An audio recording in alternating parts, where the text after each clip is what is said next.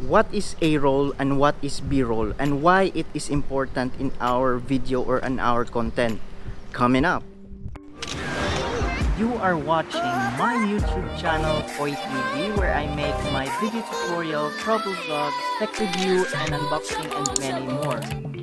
You are watching my YouTube channel CoyTV, where I make my video tutorial, travel vlogs, tech review, and unboxing, and many more. If you are new to my channel, I hope you don't forget to subscribe and also click the notification bell to be updated in my future videos.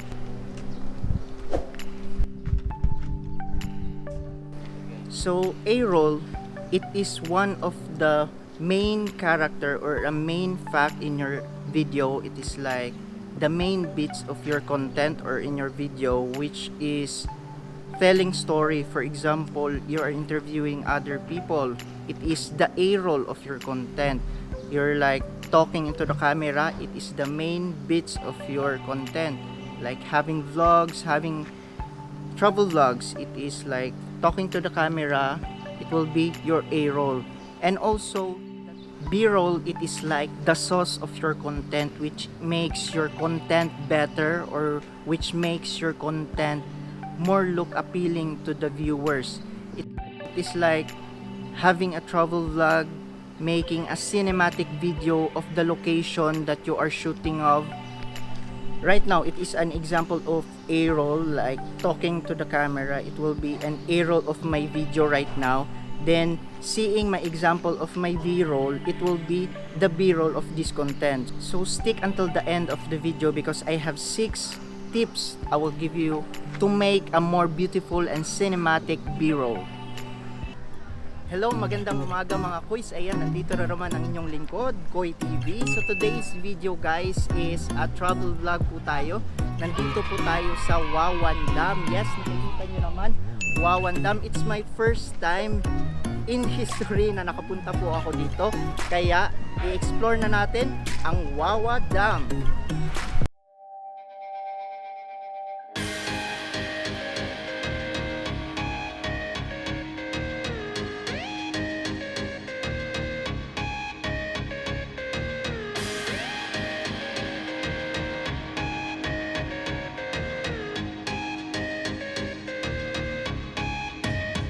For example, it is like a news that the news anchor will talk into the camera explaining what is happening, and the B-roll will be seeing what is happening, like footage, or it is a video that pertaining what will happen or what is happening at the surroundings.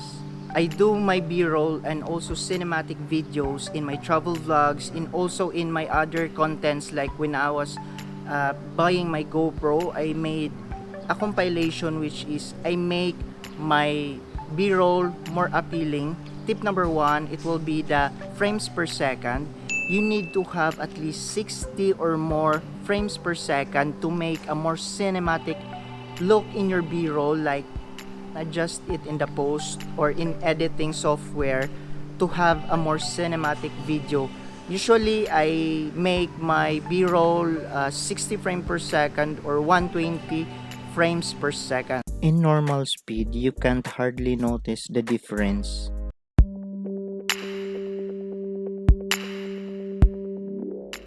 "24 FPS shows lag in 50% slow-mo. 30 FPS shows moderate lag in 50% slow-mo. 60 FPS shows smoothness in 50% slow-mo. 120 FPS shows more smoother in 50% slow-mo. Because if you will use a smaller frames per second, for example 24, it will actually not make your video more slow-mo. It will be bits by bits, because if you stretch that kind of video with the 24 frames per second, it will actually give gap in each picture or in each photo. That is why we need to have more frames per second if we will edit in the post and stretch it to make a slow motion. When you slow mo in the post edit, your video will stretch and create gap between frames. the lower FPS, more loss in footage. Tip number 2, it's about smoothness. If you have a gimbal, if you have a tripod, if you have a handheld stabilizer, it is very good because no one will like to have a shaky footage in the result of your video. Also, if you want to have a shaky footage because you intended to do so, then why not? But usually cinematic video is like a slow motion of transition in each footage, so it will make your video or your content more appealing or more cinematic to watch.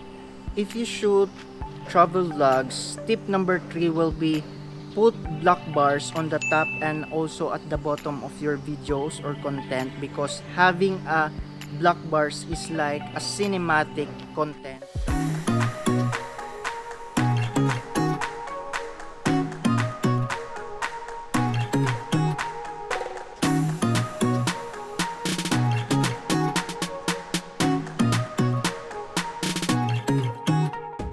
Number 4 tips is about the slow motion.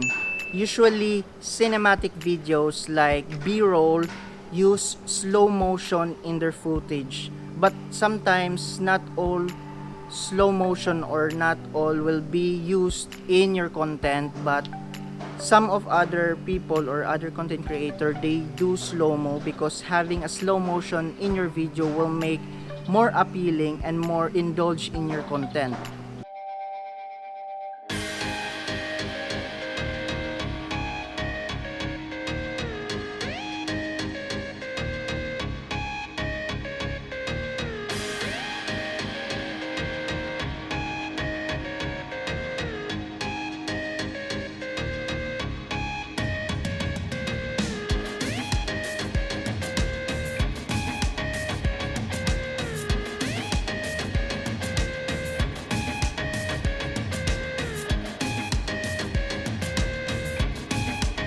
Tip number 5, it will be the cut of each transition of your videos, because having a cut in the right moment will be having a big impact in your video.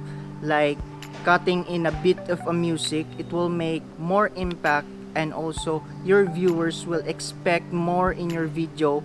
Also with the slow motion that you will get in your 120 frames per second or 60 frames per second that you will slow-mo in the post.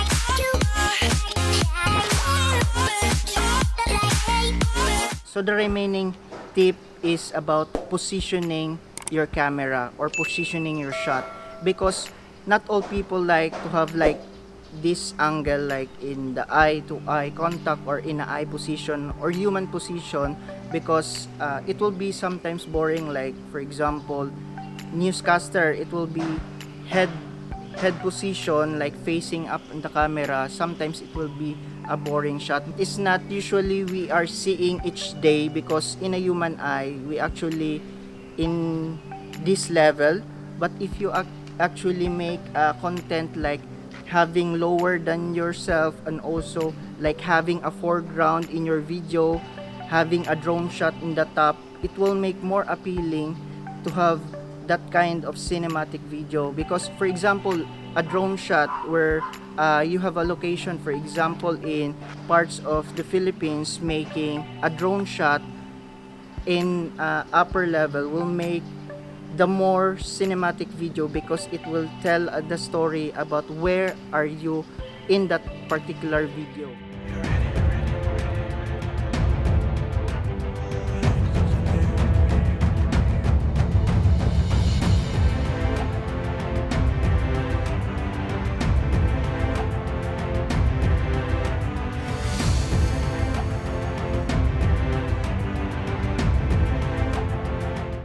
that's it. I hope you learn in my video about A-roll and B-roll, and also helping you to make a film or a video of your own, because in the future I will make an in-depth tutorial or filmmaking tutorial about how to make content and also what are the positioning in making content.